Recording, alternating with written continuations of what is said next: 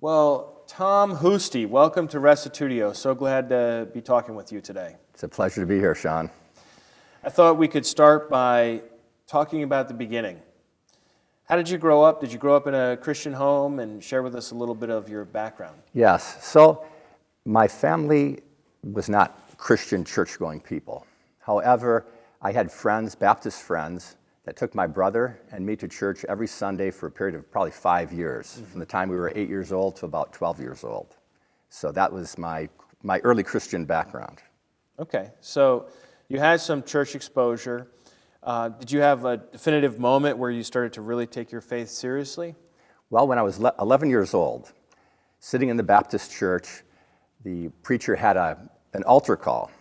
And I had never seen anyone answer an altar call, but I felt moved to answer that. So I stood up, went up to the pulpit.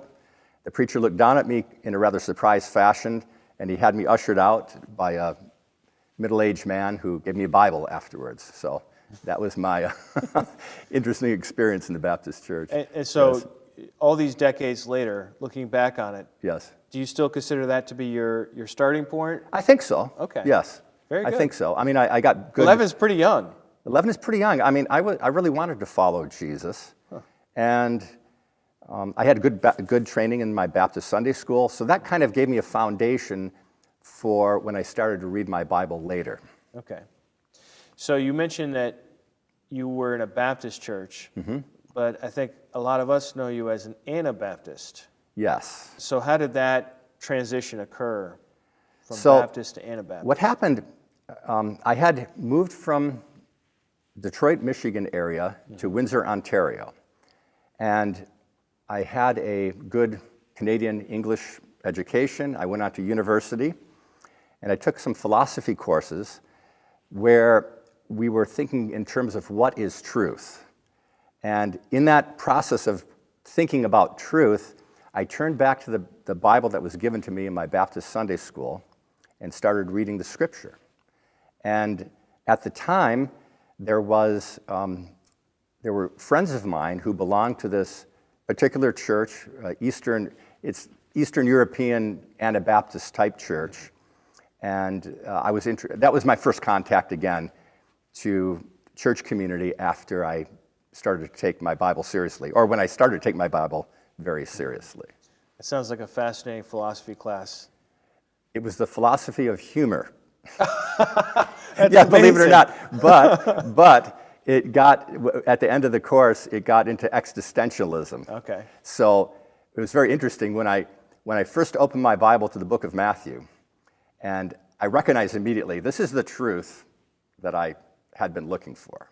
Mm-hmm. And I saw Jesus as an existential hero, as one who is willing to give his life for what he believed in, but also a faith that could be put forth to the rest of humanity, something that we could lay hold of. Mm-hmm. Yes. So you ended up joining this Anabaptist community? I did, yes. And what was that like, spending time with them and developing? Yeah. Well, actually, before you describe that, why don't you just for our listeners, what's the difference between a Baptist and an Anabaptist? Okay, so I went to a Baptist church, as you know. Yeah. I had a very good Sunday school teacher there. He was an older man. He actually served in the Second World War on an aircraft carrier, and he was a gunner on an aircraft carrier. Okay. So he was shooting Japanese planes out of the sky over the Pacific Ocean.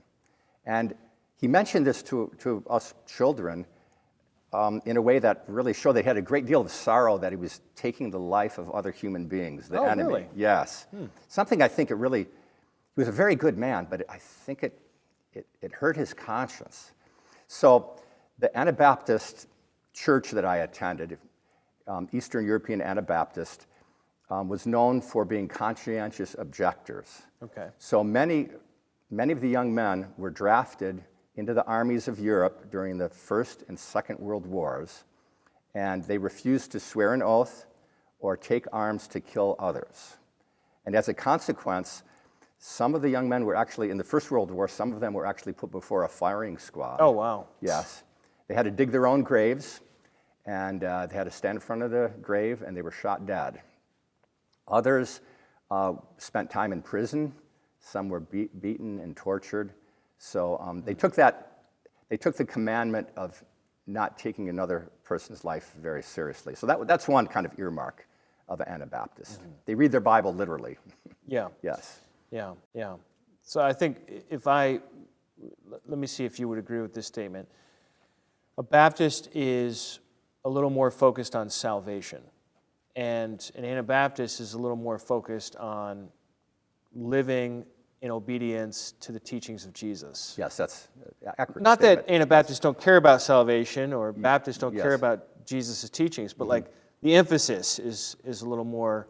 Yes. How do we live this out? And Yes. Anabaptists are also a little more community focused, I would say. a little tighter knit. Yes. Well, for sure. Yeah. Yes. Yeah. Yes. So the community that I belonged to was a community that had fellowship just among their own churches, although the churches were spread out throughout the world. So we had churches in the United States, in Canada, in Europe, in Australia. Okay. It originated in Eastern Europe, but it kind of, as the persecution in Eastern Europe was unrelenting, people from the church were moving out to where they would have more freedom. So that's how my wife's family actually came to the United States. They left Yugoslavia, former Yugoslavia, and immigrated to the United States because of the religious difficulties they were facing. Yeah. Yes. And so you got married and you had 7 children. 7 children, yes. Raised them all in the church. Yes. And then fairly recently, just a couple of years ago, during COVID, you took an opportunity to begin researching some topics. Why don't you Yes. tell us about that a little bit? Yes. So the context is that our church was shut down for several months, and I had visited another Anabaptist type church, like a former Amish revival kind of community that was a little bit more open-minded, and they recommended that I listen to the Bible Project. Yeah. Yes.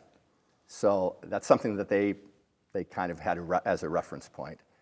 So I was listening to this Bible Project lessons, and I was very, very interested to be kind of provoked to look at things in a little bit different light from a very scholarly perspective. From a Jewish perspective. From a Jewish perspective, Yeah. yes.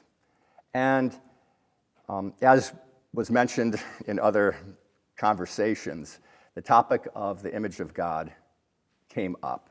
So Adam as created in the image of God, who actually took the fall, was the first prototype human being. And the discussion centers around Jesus in that setting as the second Adam, who actually returns humankind back to God through his obedience. So that's kind of the conversation that started me tracking in that direction. Yes. Had you thought much about the image of God before this? I had read the scriptures concerning that, and it seemed to stand out to me, but I never went really beyond the initial kind of aura that it produced. Yeah. You know? Yeah. I mentioned earlier that I saw Jesus as an existential hero.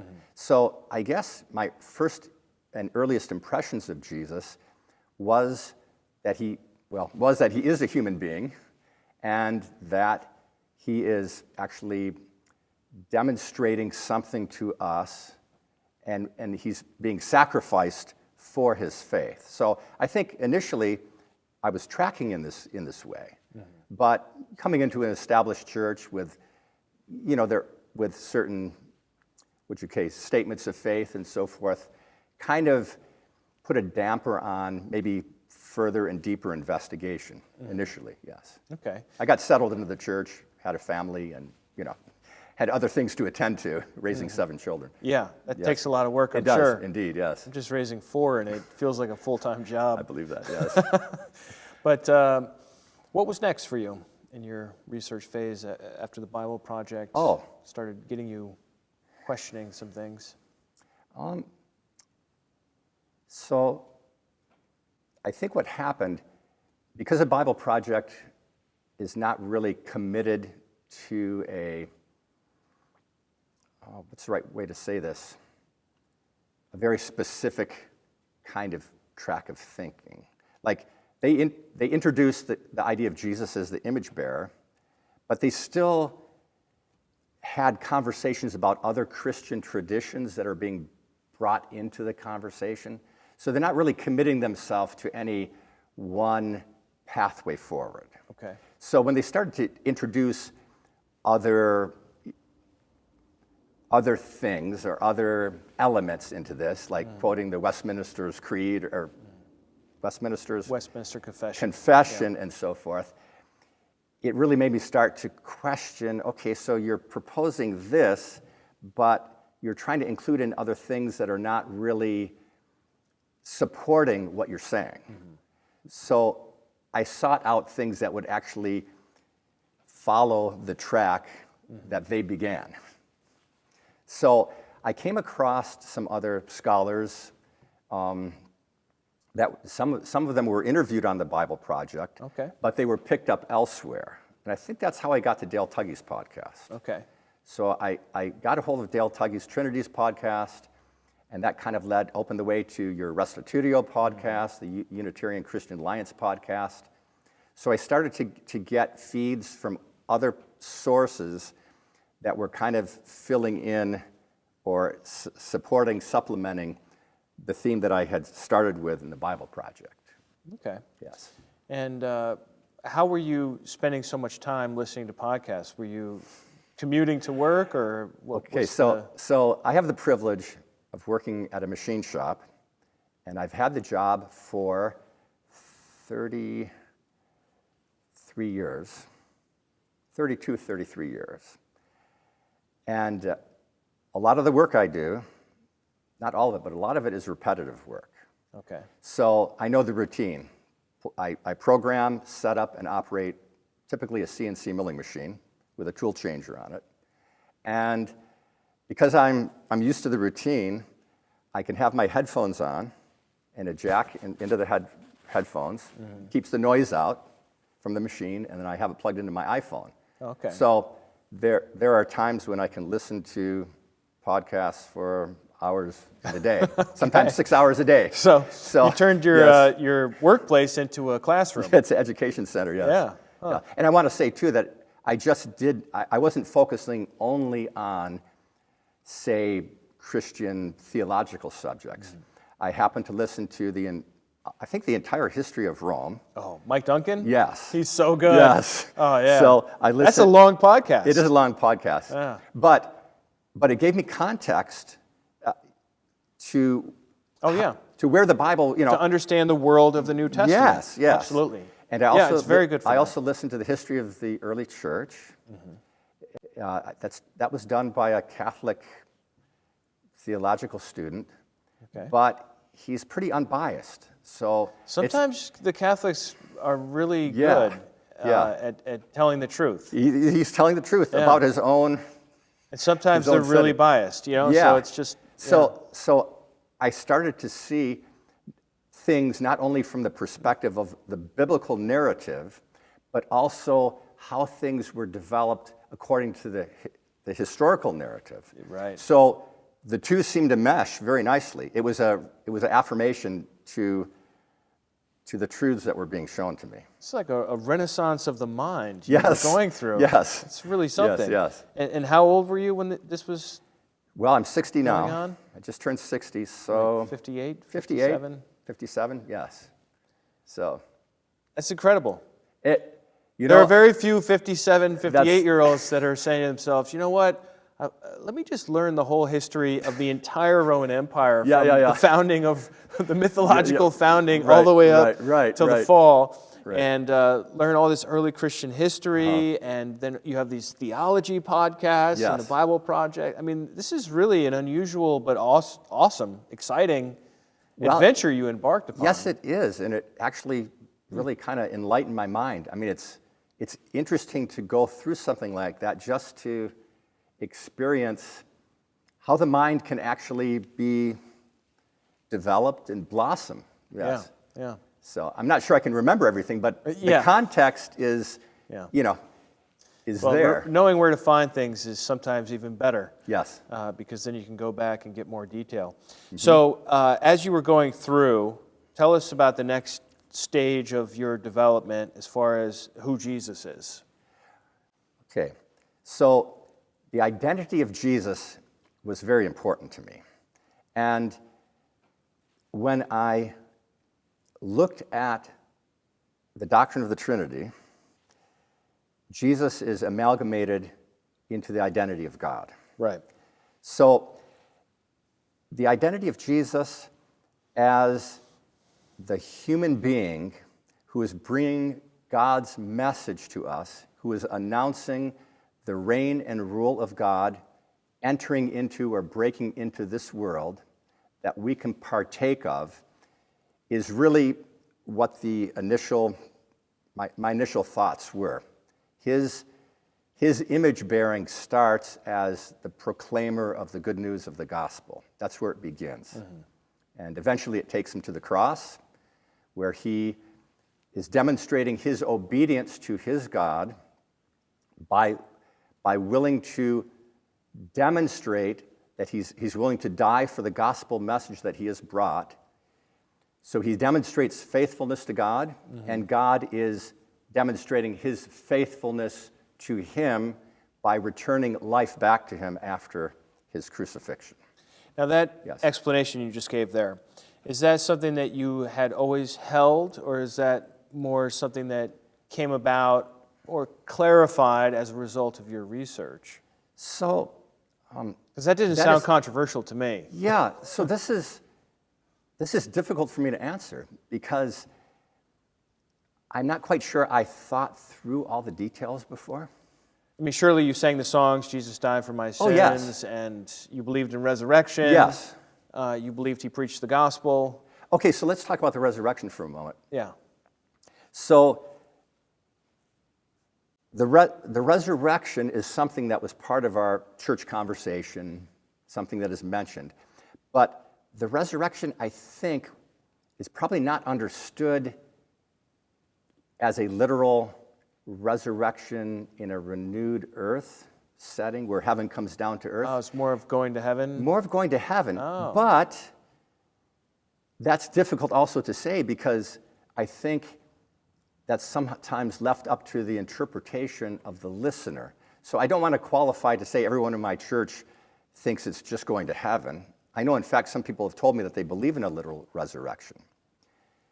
Problem with believing in literal resurrection is that the question of the identity of Jesus enters the picture about resurrection. Right. Okay. Talk more about that. Okay, so in my own mind, the confusion of whether Jesus is God is overshadowing the reality of resurrection because it's difficult to explain how Jesus can be raised from the dead if he is in fact God. How can God die?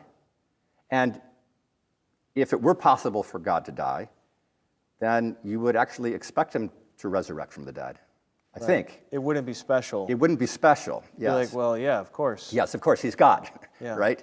So I think that's where the difficulty lies. And when I recognize the full humanity of Jesus, not that he's not just God in a human shell, but that he is the Son of God, the human Son of God, who is capable of laying down his entire life so that God could entirely return to him life, and life in such a way that he is given an incorruptible body, then my thinking became more solid in this respect. Mm-hmm.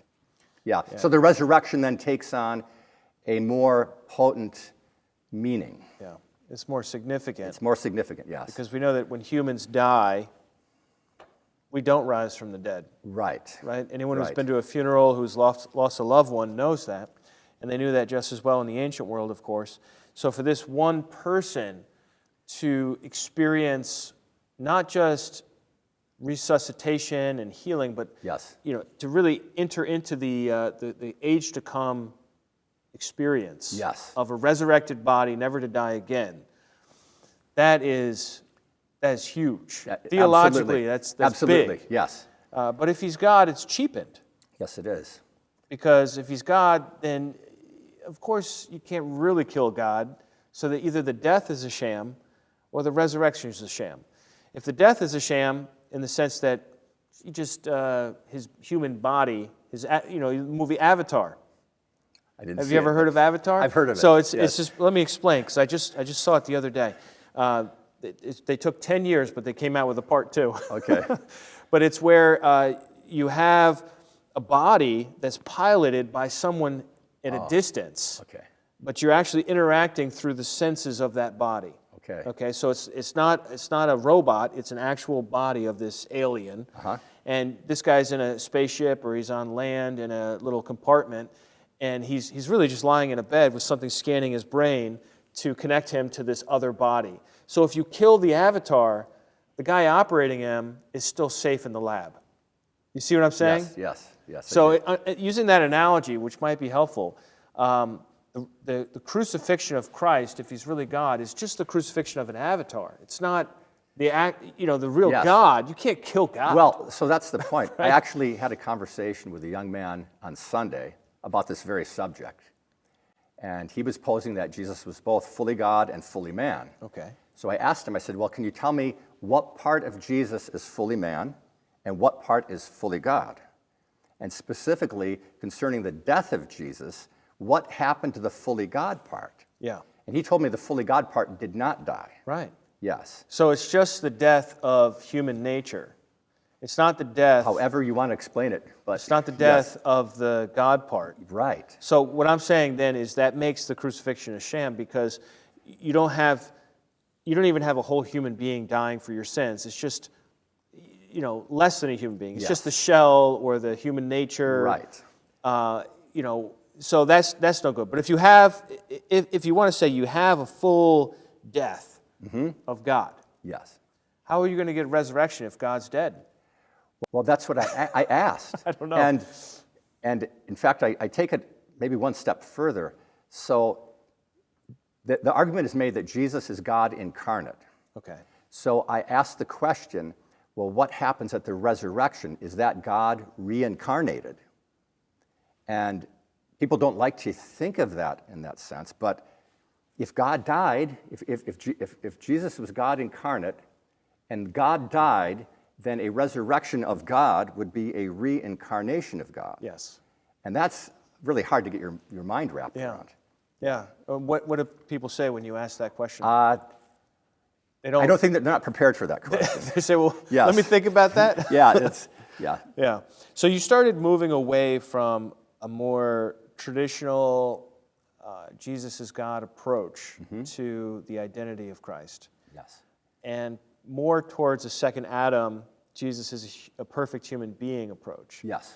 Tell us a little bit more about how that realization came about in your thinking. So initially, my thoughts, I was expressing my thoughts to those that were closest to me. Okay. So, and I didn't hide them from the highest authorities of the church. I took my thoughts to my elder and to some of the ministers. So I wanted to share with the authorities what I was working through. And the initial rebuttal that I got from them was that I was incorrect. I was not thinking as I should. So I took those doubts seriously. And I thought to myself, well, what is the best way to prove out if, in fact, my thinking is correct? Mm-hmm. So this I did on my own. I was listening to this information coming in and processing it, but then I decided to do a thorough study of the Acts of the Apostles. So I took a Sunday off from church.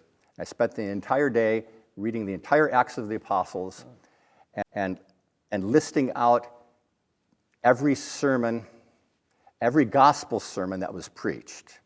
And I came up with 8 sermons, some from Peter and some from Paul. Right. And I specifically looked to see how the identity of Jesus was portrayed relative to the identity of his God. So what is the interaction between the two? Mm-hmm. I figured that the gospel message that is being preached in the Acts of the Apostles would have been a message that the hearers would have been encouraged to believe in its entirety as a complete, you may say, package of what the gospel message was. Now, I know there were a lot more words that were said, but I figured that the writer of Acts would have given us enough, a summary of what was preached, and that if the identity of Jesus as God incarnate were a reality, then it should portray itself in some or all of the sermons. It would be strange if it was kept a secret. Yes, it would be strange, yes. Every gospel proclamation throughout the entire book of 28 chapters, the book of Acts. Yes, it never appears. It never appears. Did that blow your mind? It did. It was shocking. And I figured that now I had the proof to make my case. So actually, I proceeded from there to write an email in which I made the question whether or not the Unitarian perspective was correct based on the following scriptures. And I listed those scriptures that pertain to those 8 sermons. I didn't give my opinion at that point.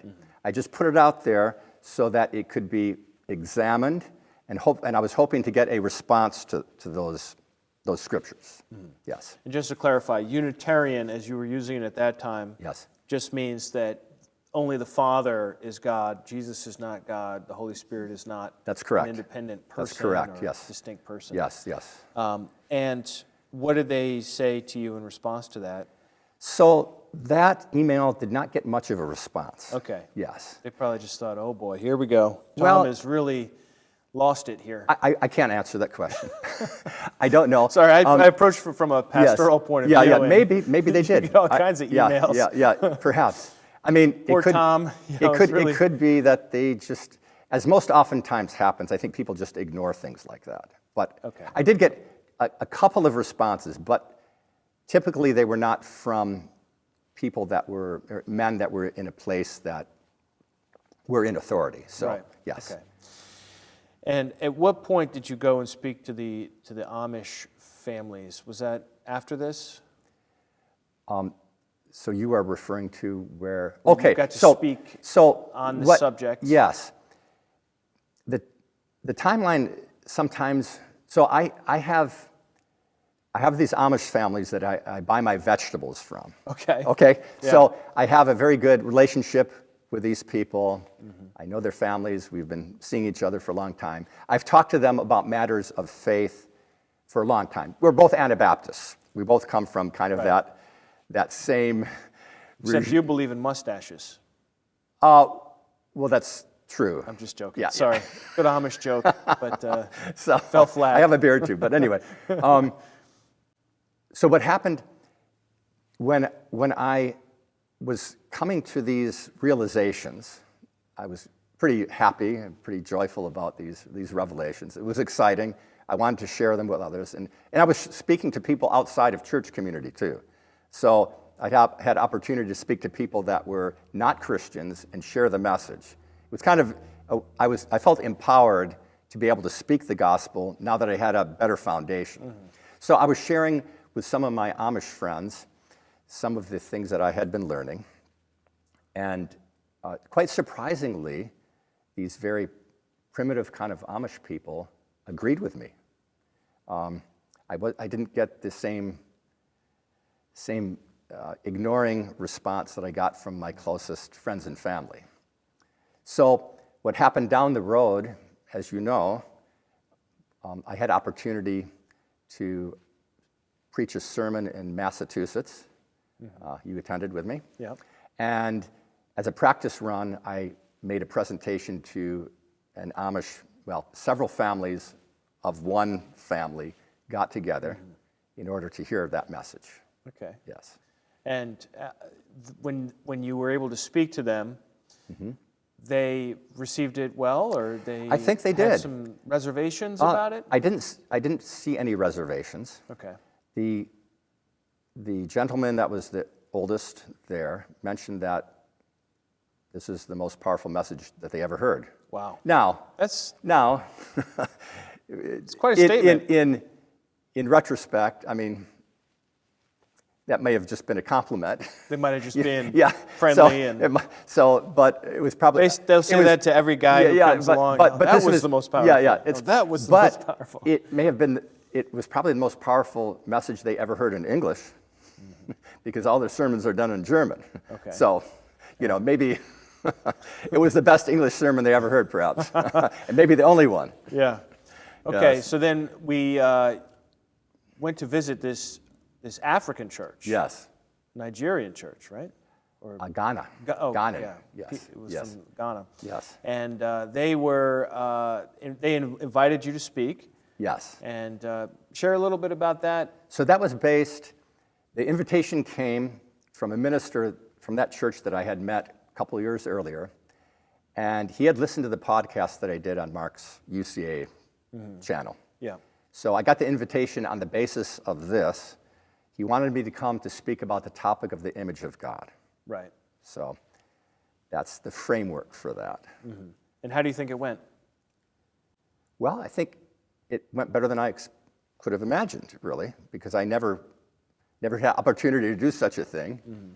As you know, there was quite a full church there. Yeah, there was. Yes, and that was just based on the circumstances. Mm-hmm. The church was probably 2.5 times more full than it would have been otherwise because of this memorial service they had. Mm-hmm. But what did you think of it? Well, it was, I'm used to seeing you and talking to you like we are right now. Mm-hmm.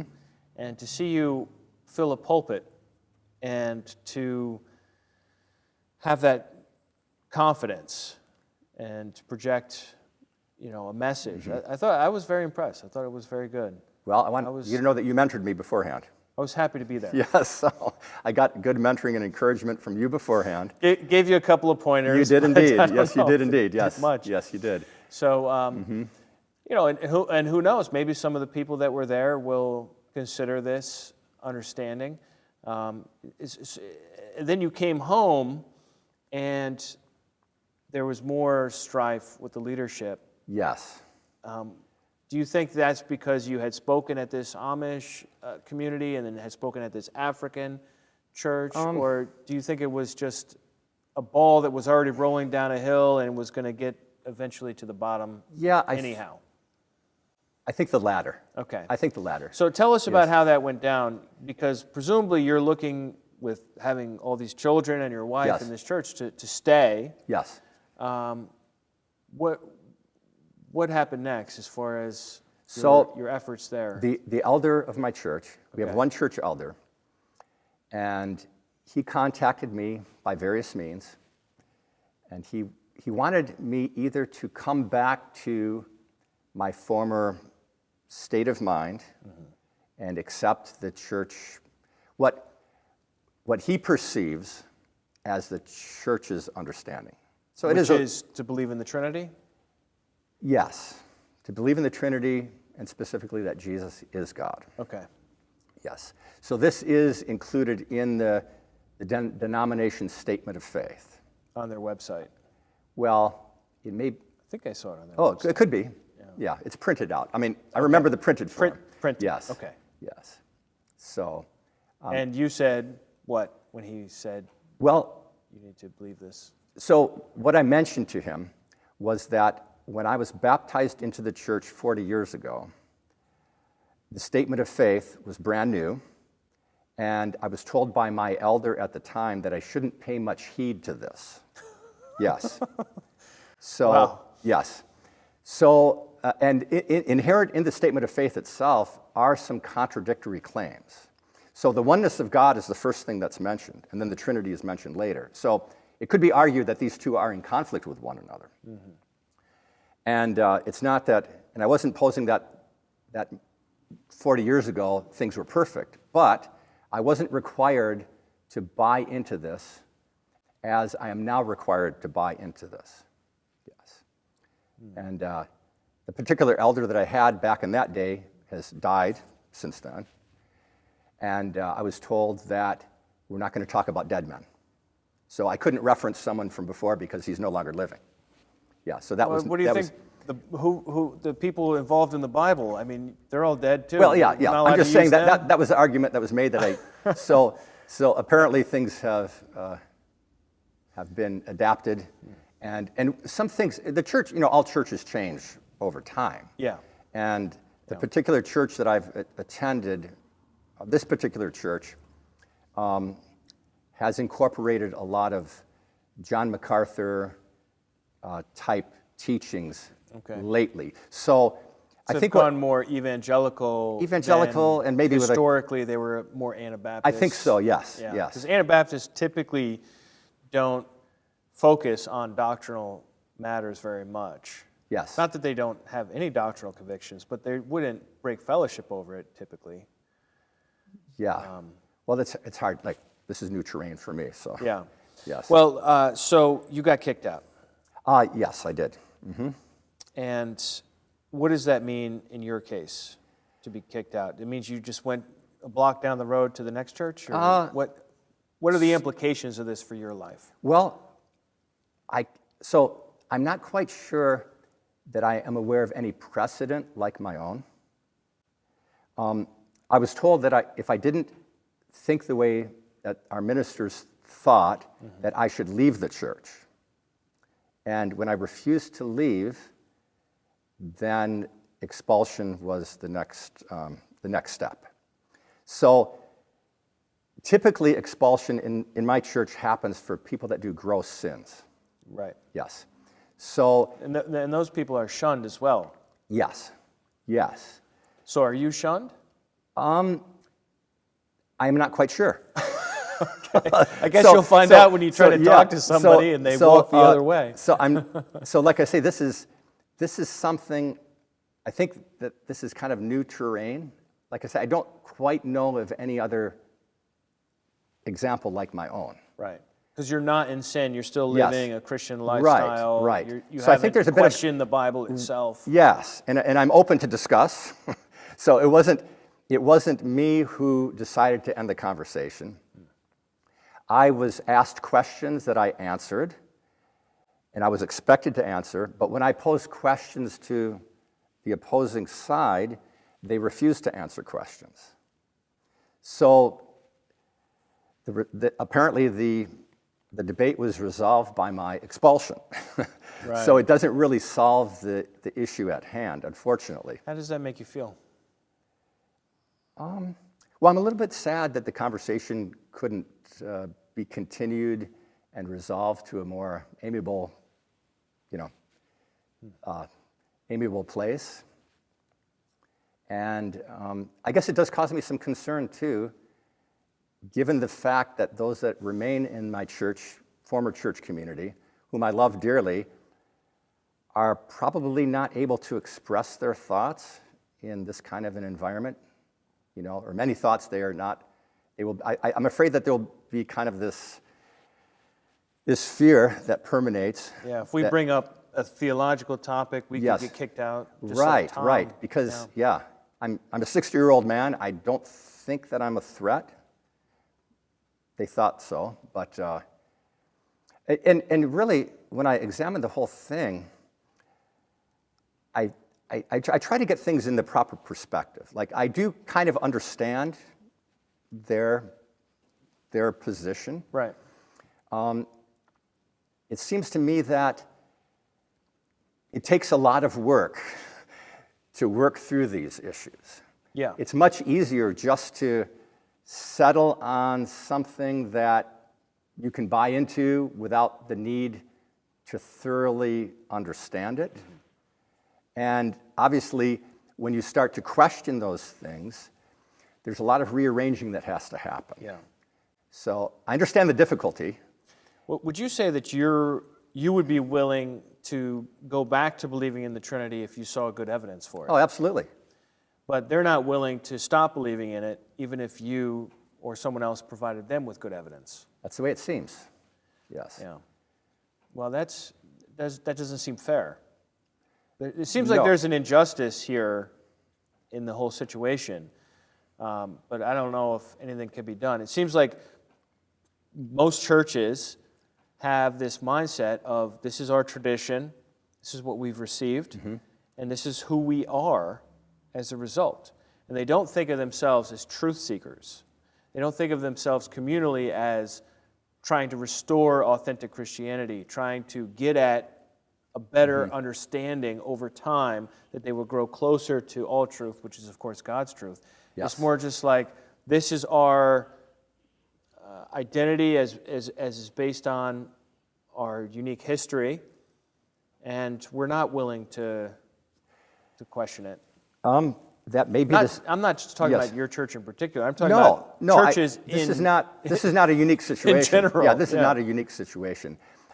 I will say that when I did come to church at 19 years of age, I was under the impression that this is a biblically based, truth-seeking church.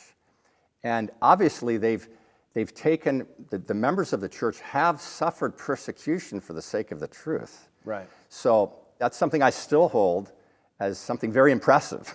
All right, people that take their faith seriously enough to give their life or to spend 10 or 12 years, up to 10 or 12 years in prison, it requires a serious faith. Right. Yes. Right. It's interesting that those same examples that so impress themselves upon you. You know, the story you told about the guy who has to dig his own grave and then be shot right in front of it to drop into it. I mean, just like gut-wrenching story of conviction. Yes. I mean, this is somebody that literally went to the nth degree, to their death because of his beliefs. Yes. And even if somebody disagrees with that conviction, you have to recognize he had that conviction, and he wasn't shaken. You know, and it seems like you've taken on that in this sense, that not that you wouldn't change your mind if you were presented with good evidence, but as it stands, you have a conviction, and you're willing to be separated from a church and from a network of churches, really. And this is a whole community of people that you love dearly and that your kids are connected with. That's right. So this is, in your heart, this isn't something where you're going off half-cocked or you're just like exploring. This is something that is so important to you that you're willing to be shot, in a sense, socially speaking. Yeah. Well, I think that the gospel message is very important. Yeah. It's a message. So in our church community, theological differences maybe are not as important within a church setting as they would be when you have to take this message out into the world. Okay. So I think that's where I really feel the conviction that I have to have a message that can make sense to people that are not inside a church community. And that's what we are commissioned to do. Yeah. So this part of our faith that allows us to be willing to, that allows us to suffer for our Christian faith, as many of my church brethren have done, needs to come into a setting too where we can suffer for the sake of bringing the gospel message into the world, because this is actually what Jesus commissions us to do. The gospel of the kingdom is meant to overwhelm and conquer this world. Jesus is king. He is taking the place of Caesar. That's right. In the old Roman world, and he has to have that kind of domination to be the one and only Lord in this world. So, you know, it's not a light thing to say that Jesus is Lord. Jesus is Messiah. He is the anointed one of God, whom God has given authority to reign over humanity. And he is resurrected, ascended into heaven, and is glorified by God in that seat of authority.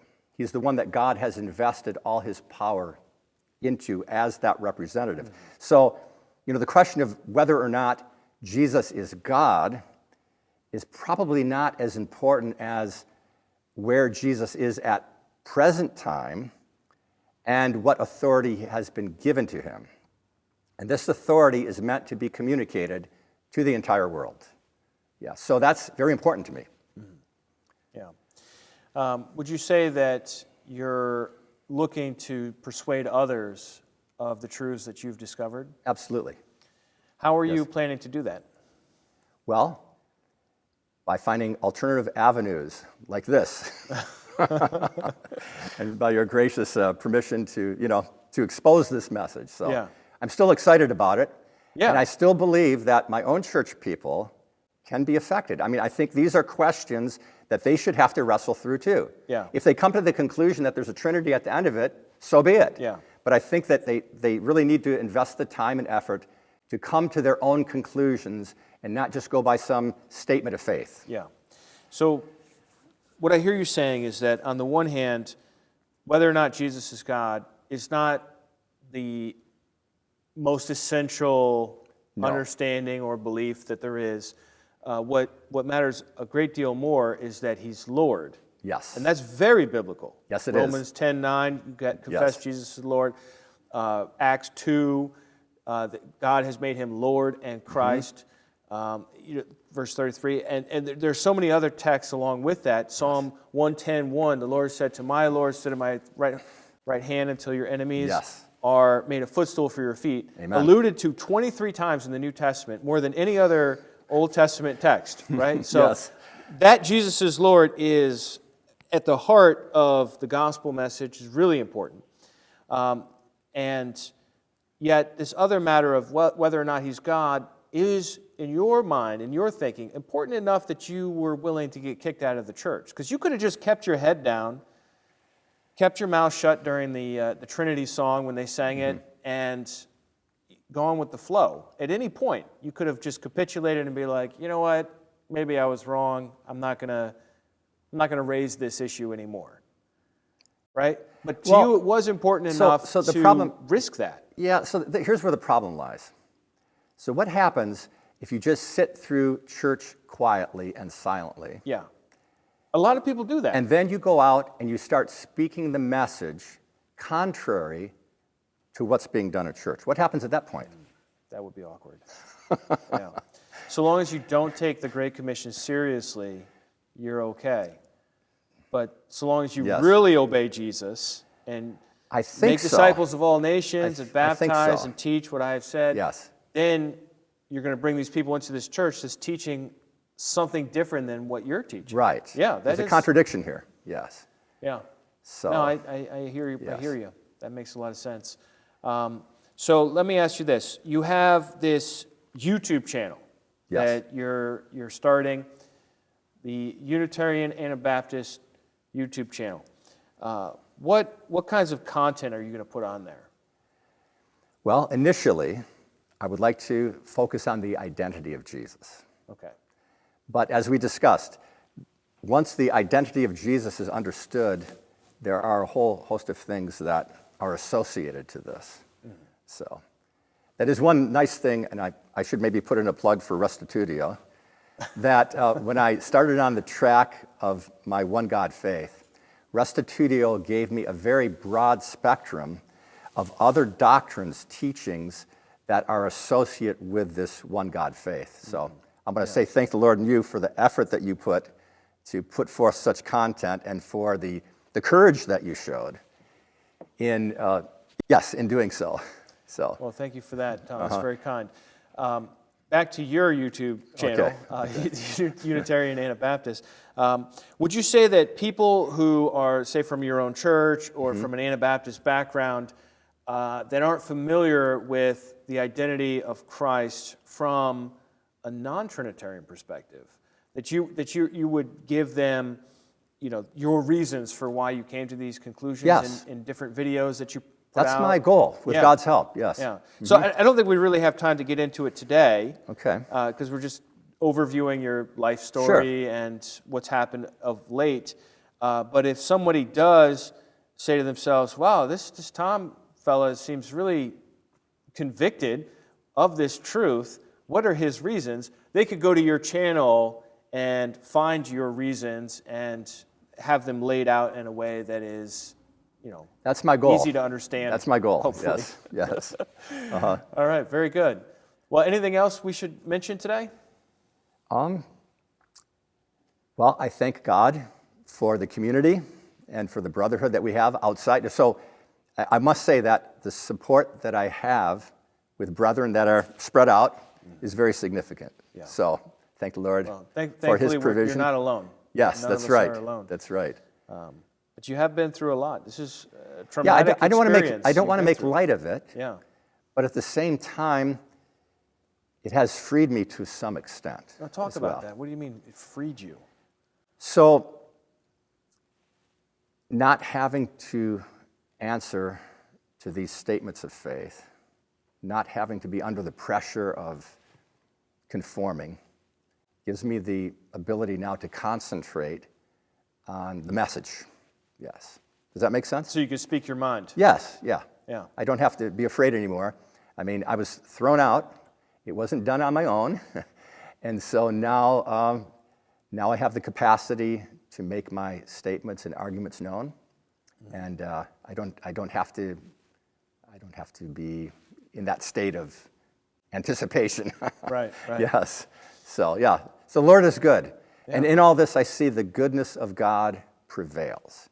God's goodness is very present, and Jesus is the one that demonstrates that goodness. He is a reflection of God's goodness to us. Right.